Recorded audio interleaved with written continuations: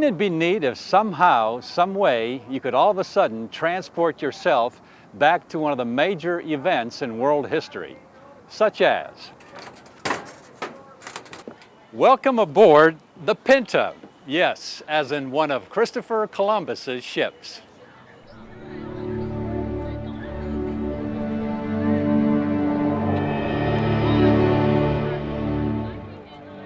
It was the age of discovery, and Christopher Columbus set out in hopes of finding the New World.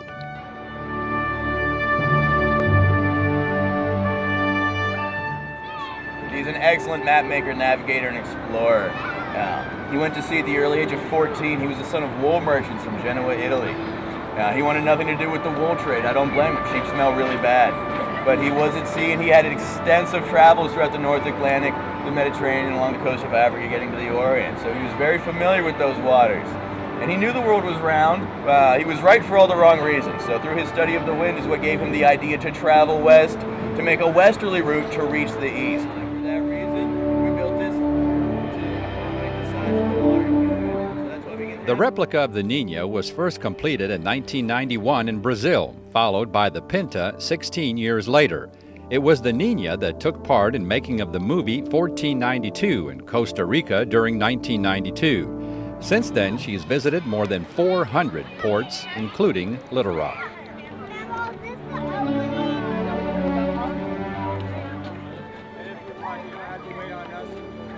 How you doing? Welcome aboard, Chuck. I'm Vic, the first mate here on the ship. I've been with her about 3.5 years now, and we'll give you a quick walkthrough of the history of the ship and show you what the Columbus Foundation is about. And this is the Nina. This is the Nina, right? This is the Nina. This is the most accurate replica of a caravel that's ever been produced, built in the same techniques that you would have seen in the 15th century. Even the same tools were used: axes, hammers, chisels, hand saws, but no power tools in the construction of this. And that's ship. what the early explorers used in the age of discovery. That's right. That's right. The caravels were Columbus's favorite ships, actually, the Nina and the Pinta, and they were used by Ponce de Leon, the Pinzon brothers, and so on. Right. The age of discovery is the caravel age. Yes, that's right. That's right. Well, this is amazing. Well, thank you. Thank you. We'll show you a little bit of the mechanics of the ship. Up here in the bow, we're in the bow of the ship at the moment. The only real machine they had on in the 15th century would be called the windlass. This device does all the heavy lifting for you in the period. It will raise the anchor. We've got a period anchor over here. It will launch the ship's boat, bring cargo on board for you as well. It's a very simple device, but it's very useful. You can put 2 sailors on this lever arm, put 2 men on the arm here, another 2 men on the arm over here. If I want to raise the anchor, I've got the anchor in, say, 100 feet of water. I'm going to run the anchor liner on this drum head, put some sailors pulling back on the tail end, and while they're pulling, go ahead and you can grab this, just drive it right down to the deck, take it down to the deck, and now you have to pull the handle out, reinsert it, and do this over and over again to get that anchor back on board the ship. Every time you take a stroke, you get 4 inches of line back on the ship. It's a long process. 3 strokes for 1 foot. A very slow process.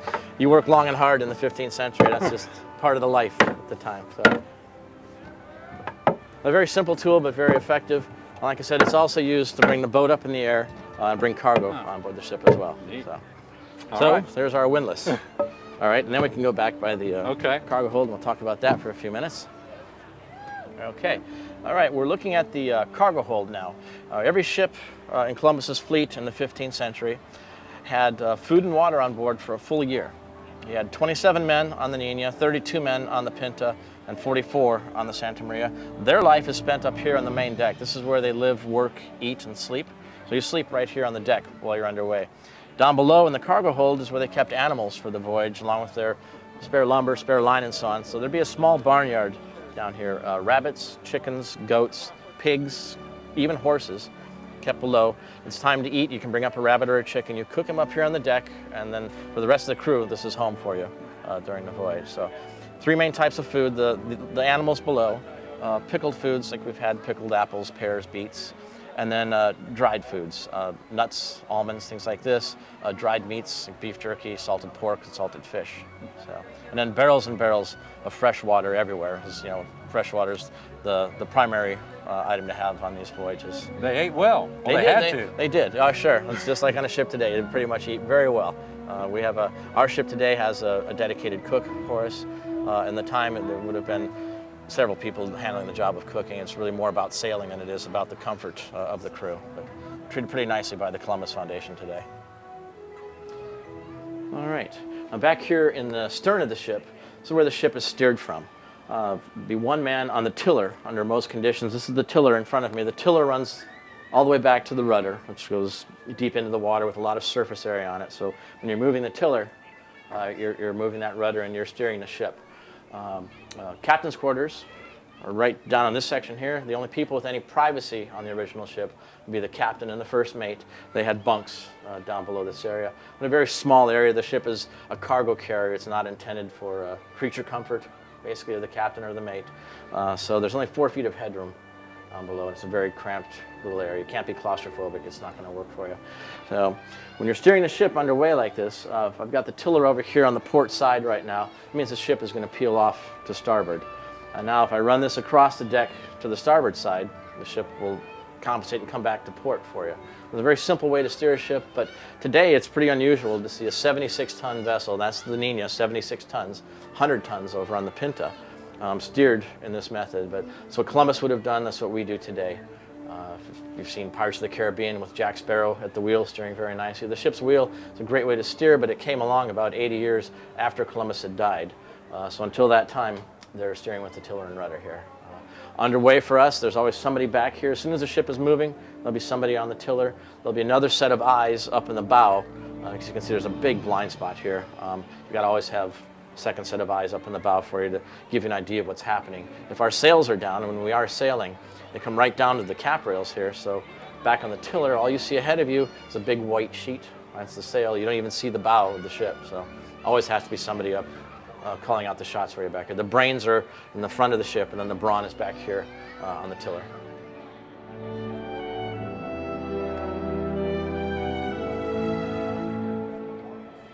Everyone wants to know if Columbus had cannons on board the ships, and he did. This is a sample of the cannon they carried in the 15th century. It's called a lombard. This doesn't look very big, but it does quite a job in the 15th century. This little cannon will shoot a 3-pound ball of lead a mile out if you put the proper charge in here. So, and they're primarily used for signaling on the ships. The Nina and the Pinta are much faster than the Santa Maria. They would tend to race ahead of her on the voyage. When they get so far ahead that you can't even see the Santa Maria anymore, you have to haul your sails up into place and you bob about the ocean waiting for the Santa Maria to catch up. And while you're waiting, you start to fire off your cannon every half an hour or so. And when you're doing that, those sound waves are going across the ocean. They go a long, long distance. The Santa Maria can hear the sound. She can pick up the direction. She can catch up with you. And then all 3 ships sail off together again. Safety in numbers.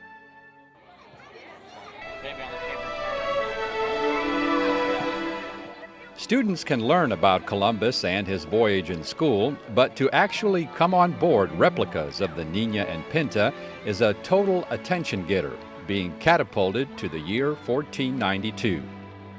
What did you learn that you didn't study about in school? Like everything, because I don't ever pay attention. I learned about how they like let the sails down and stuff, and they like use that little thingy to steer and the anchor thingy. I don't know. Can you imagine taking a voyage on a ship like that across the ocean? I think it'd be different. I could never do it. It'd be hard because they have to do a lot of stuff. I think it would probably be kind of hard living down in there, sailing across the ocean. It would take a while, and probably if there were people on the other ship that needed to contact us, and it was back in the early 15s or something, we probably would have to use the cannon a lot. The life expectancy of a Spaniard back then was about 40, and they were like 5'1" to 4'9", so they were really little. So you think you'd like to cross the Atlantic Ocean in something like that? I get seasick too easily, so I don't want to. I wouldn't.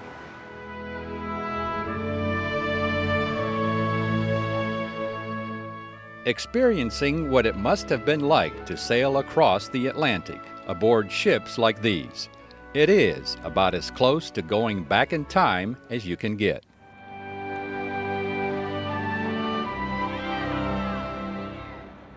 And that's the whole point of the Columbus Foundation, is for people to come down and actually be able to touch and feel and look and see what the 15th century was like. Because like I said, this ship is as accurate as possible and shows you the 15th century. So our focus is on school groups. We've had here in Little Rock, we've probably had over, I would say 2,000 kids come through in the week that we've been here. It's been a very successful stop for us, very hospitable, to a very nice place.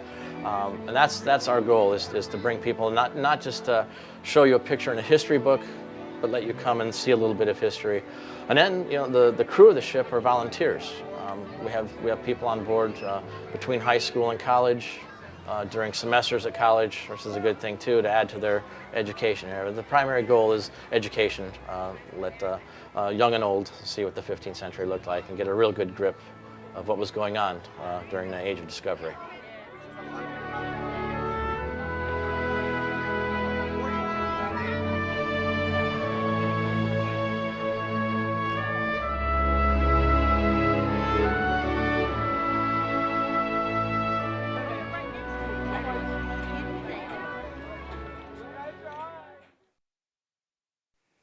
It's one of America's premier historic villages. In fact, it's been compared to colonial Williamsburg, historic Washington State Park.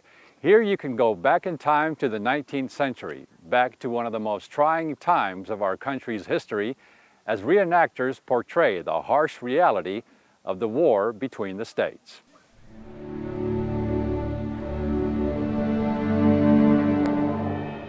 Located 8 miles north of Hope along Highway 278, Civil War Weekend at historic Washington State Park is held every other year, usually the first weekend in November.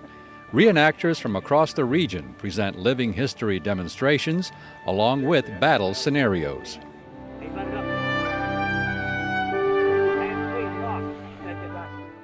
And we'll be shooting 5 ounces of black powder and about 14 ounces of cornmeal. And if you're any closer than 50 feet, even though what I'm shooting right there, it's going to knock you down. If you're at 25 feet, you're dead right there. That's just with the powder and cornmeal right there. Yeah. But anything from 50 feet on, you won't do nothing.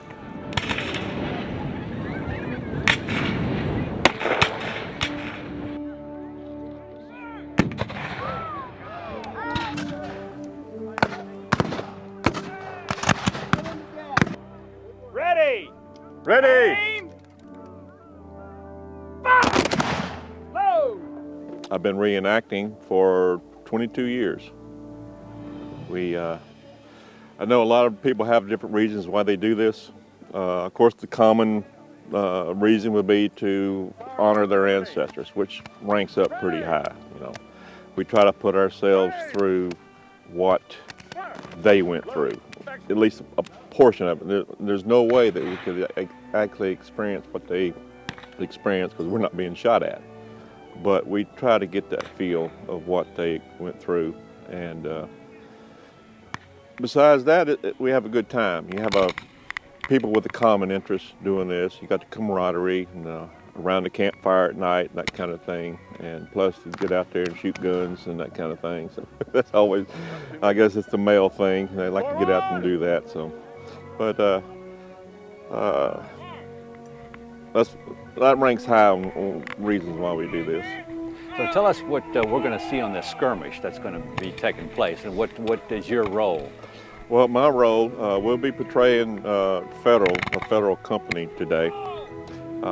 Especially the smaller events like this, you come prepared to do either side, portray either side. So today we're portraying the Federals, and tomorrow we'll be portraying the Confederates. But today as Federals, we will be attacking the Confederates contingent, and we'll be pushing them back and forth. I'm not sure right now who will be the victor today. I haven't been told. We just kind of, like a lot of events, once that first shot is fired, the scenario goes out the window. So you can kind of play it by ear after that. But as long as we know what the outcome's supposed to be, then we kind of play with it up until that point. When you went to school, did you enjoy history? When I was 12, in the 6th grade, we went to Mansfield Battlefield. That was the first time I did a school trip. And that was my that was my introduction to the war between the states. And I've pretty much been hooked on history of that era ever since. It just fascinates me, that time period. And so, yeah, I'm pretty much a history buff, and even more so after I've gotten out of school, been more of a history buff. Because I got started doing this hobby in my 30s, so I was relatively late getting started doing it compared to a lot of people. But yeah, I'd consider myself pretty much a history buff.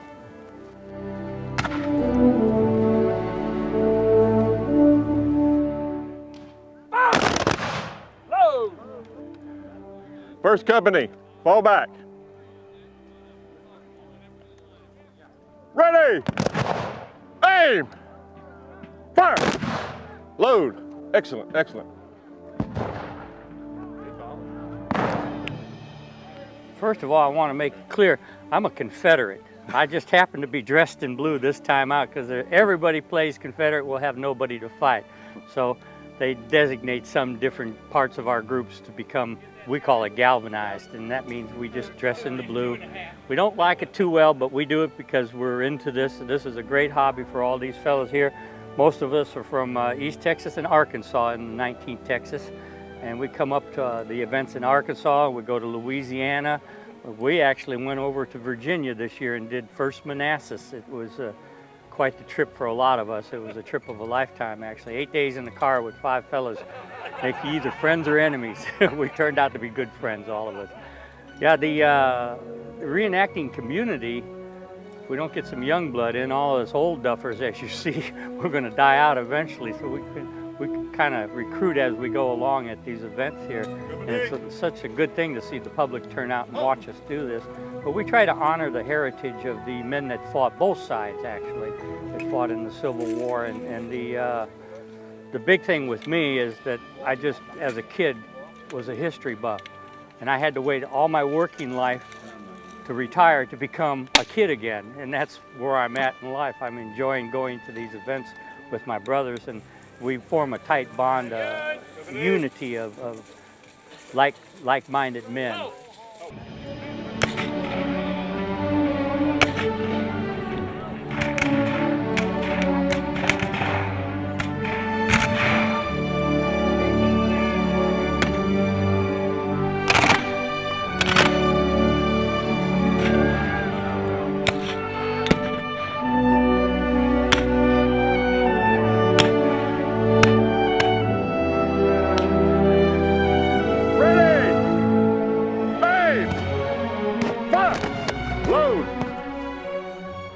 Of course, the meaning of witnessing something like this is most invaluable to school-age kids.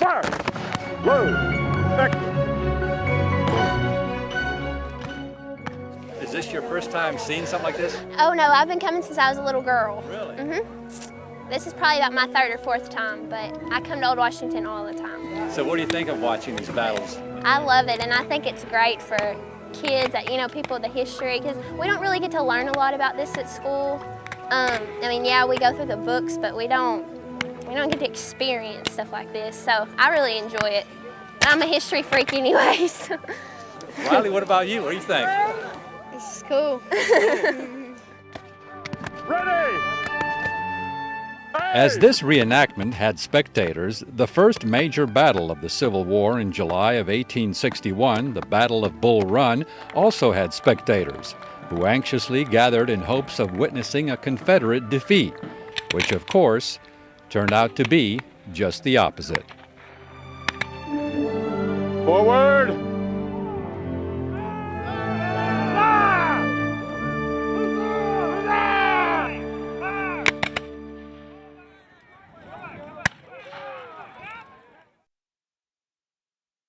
Here at the base of Pettigene Mountain on the Arkansas River near Morrilton is a special area set aside for wildlife. This one I'm walking on is not natural. These sand and gravel bars are all man-made.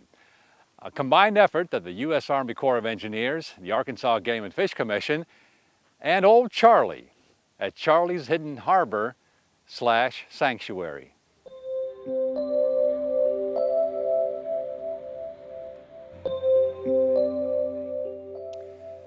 Charlie, I understand this is where it all began, making this little island here as a habitat for the least terns. Yeah, what it all started out on was I knew they were dredging up here, and I had concerns where they were going to dredge on taking away our deeper holes in the Arkansas River where your catfish, your gar, and your paddlefish sort of hibernated.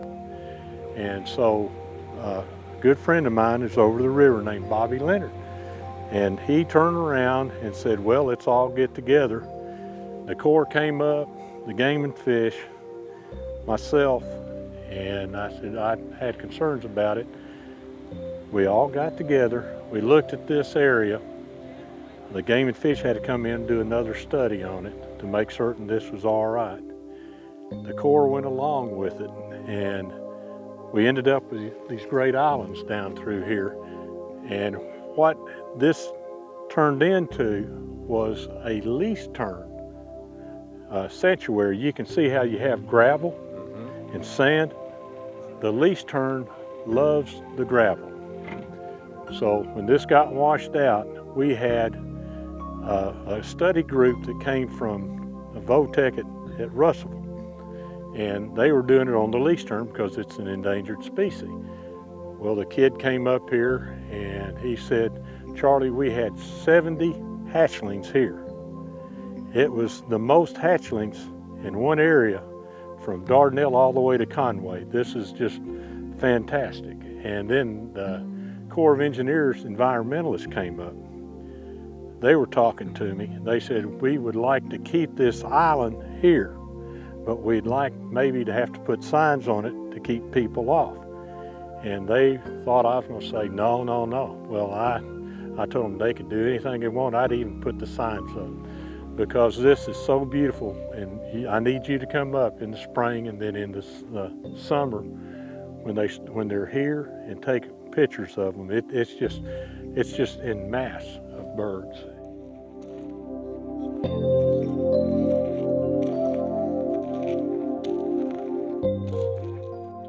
We usually have this time of year a lot of pelicans on it, of course. When you're coming up, yeah, we saw the pelicans. Yeah, we saw a few, but it's just like anything else. If you'd have been here the day before, they're full. But it's really a tremendous feat. This set of islands here was the first. Then you can see across the way that we were on before. That's the second. And it's just, the Corps is getting ready to go 12-foot main channel instead of 9. And they are going to do a lot of this. They're going to have a lot of these, create these islands. And basically what you're doing, in the old days before you had the dams, you had a lot of sandbars. Then when the dams came in, of course, it, changed it up, it flooded it out and everything else. We're getting back sort of to what it was like before the dams. And it's just wonderful. And duck hunting up here is tremendous. It's just, I'm lucky that we could get together. And everybody's always against the Corps. They're always against the Game and Fish. And I'd say that the things that I've asked from the Corps and the Game and Fish, I've probably gotten about 85%. That's doing good. Oh, it's doing darn good, I thought, Well, did you ever think, you got from Charlie's Hidden Harbor, and now, people are saying, hey, it's Charlie's Hidden Harbor / sanctuary now. Well, that's great. I mean, just whatever it takes. When I first got up here, I've been here 20 years, and I never thought I'd be a bird watcher. But I'm bad about, the past years especially, I don't care whether anybody even comes up. I just soon have my animals and my birds. It's just, and the river is tremendous. When you get the fluctuation of birds, the migrations, it's tremendous. But I really do appreciate that the Corps of Engineers and the Game and Fish and I could get together. I mean, it's just, you don't see it happen all the time. Of course, most people don't ask. I think you need to learn to ask, and you'll receive something one way or the other.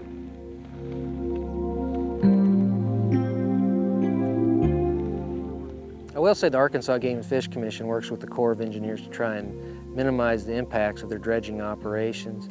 We work with them to avoid placing the spoil in areas that are really great fisheries areas, really great fisheries habitats, and we try and put the spoil in areas that have low fisheries habitat value and maybe where we can create an island that's great for the least turn too.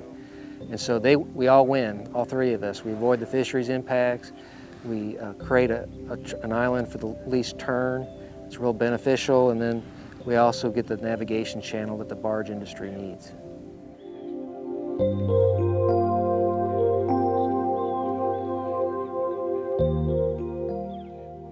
You're seeing a younger generation in the Corps and in the Game and Fish, and I think they are more environmentally inclined than the old timers, and it's a good thing. But I think that everybody, all government, is getting more environmental conscious, and that's a good thing.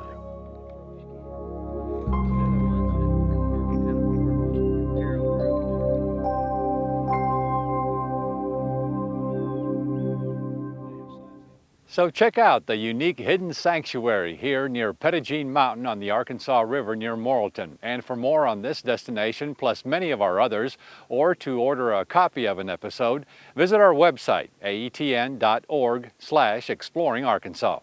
And we'll see you again the next time for another exciting adventure on Exploring Arkansas.